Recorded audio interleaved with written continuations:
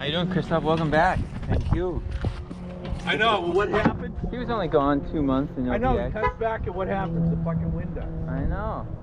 What's up? Oh, that was windy yesterday. The waves go away, I the know. wind dies. Okay. Christoph, what are you doing? What are you doing, Christoph? Send me out somewhere. What's going on here, guys? You guys people at the beach already? Who's down there? Andrew.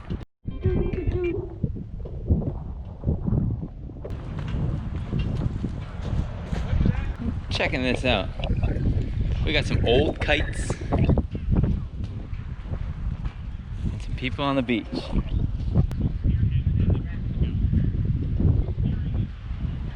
I don't trust this.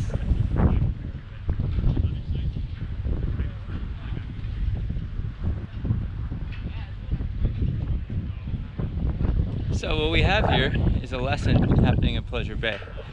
The reason why we don't like this is because, yes, this is a nice beach, but if anything happens, one of these guys is going to get dragged into these fences here. It's complete onshore winds. That's why actually on the other side, even though it's for advanced riders, it's kind of safer for all of us because we wouldn't get dragged into anything.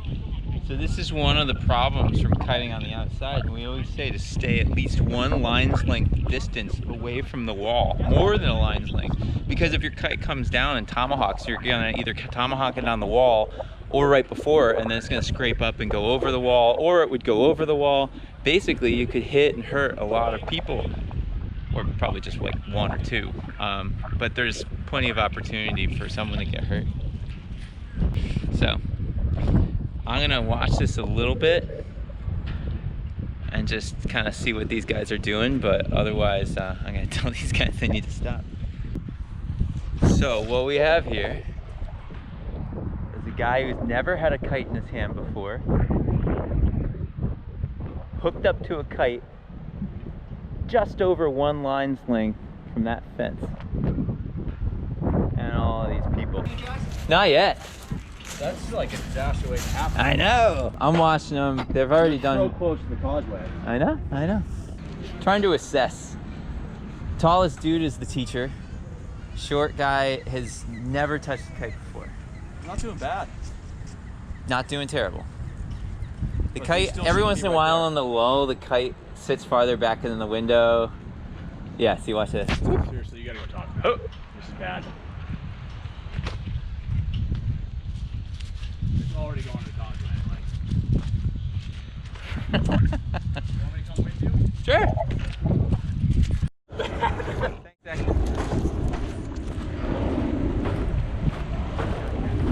Well, I didn't know I'd be going on a run to be the kite police. I know. He's super dad, seriously. This is Kevin Wolf. He's the highest jumping dad around. Hi, bud. Bud? Yeah, super fast. Love it, man. We just told them that it really wasn't a great idea to do what they're doing when they're doing. We saw that kite loop, and that's just no bueno. The wolf was the bad cop. I love seeing the wolf as bad cop. That's cool. I'm walking away and looking away. Told the guy, this is not a good spot for it. You shouldn't be doing this here. Why don't you move? And now we're leaving it up to them. Oh, it's happening again. We got Andrew here. Poor Andrew has had his kite on the surface of the water for like 3, 4, okay, maybe 7 minutes. He's floated from the one gate down there, but he's just trying to relaunch his kite. It's cool, he's foiling. It's coming up. He's probably gonna relaunch it in any minute. All of a sudden this police cop,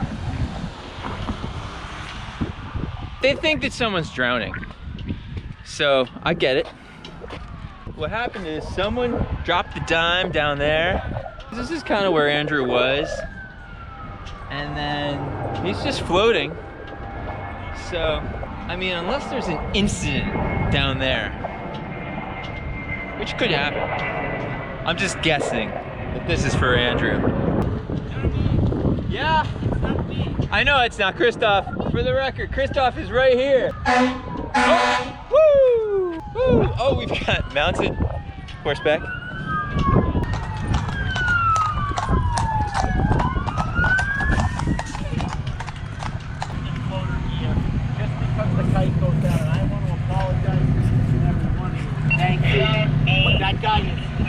100% fine. Yeah. Like, Yeah. we know them. It's all.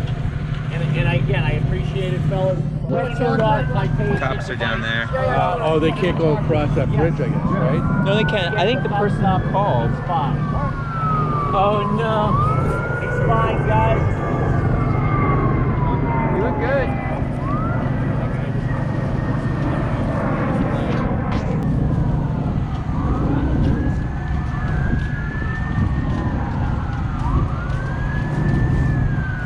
Don't walk out. Let's recount. 1, 2, 3, 4,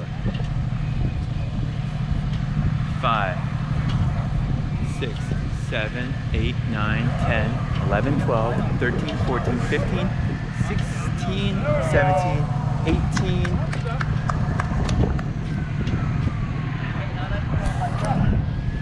19,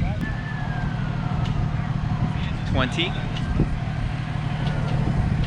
and 21. Oh, do the horse count? 22 and 23. No. Well, we just found, right? What? What's this about? Oh, Rick's down in the water. He's right here. Oh, I thought it was Oh.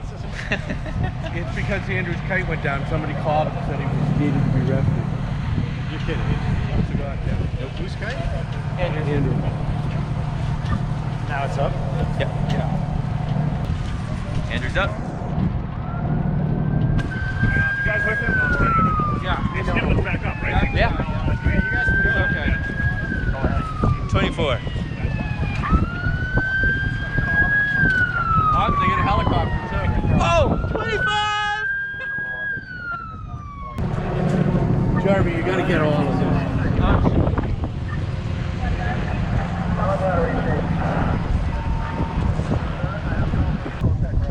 That's not a risk. That's not 25. That's a news helicopter. Did you hear that, Jeremy? What?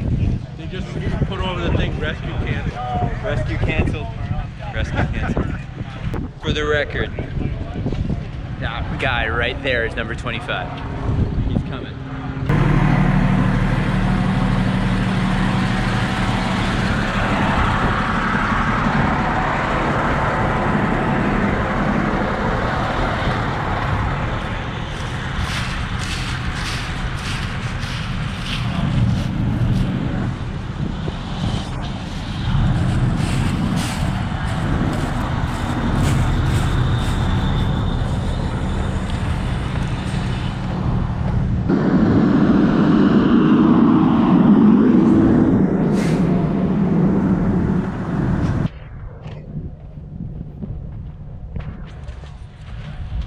That's all it is, guys.